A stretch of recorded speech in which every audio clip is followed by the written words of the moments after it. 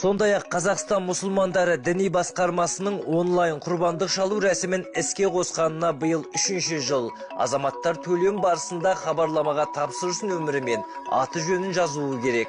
Мысалы, биыл елордалықтар үшін қойдың орташа бағасы 70 мың болса, еліміздің кейбір өңірлері үшін 80 мың теңге деп белгіленіпті. Ал ең төменгі баға Жамбыл облысында. Мұнда Шопан ата төлігінің орташа құны 65 мың. Жалпы құрбан 2023 сайтына назар салатын болсақ, ол жерде сіз құрбандық шалуға сіз сұраныс бересіз.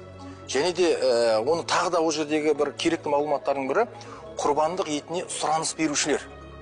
Яғни жалпы құрбан етіне мұқтаж адамдар сол сайтқа тіркелу арқылы өздерінің қажеттіліктерін сұрап, сол жерге тіркеледі. Ал құрбандық біткеннен кейін, құрбандық мал шалынғаннан кейін біз міндетті түрде сол сұраныс берген адамның отбасына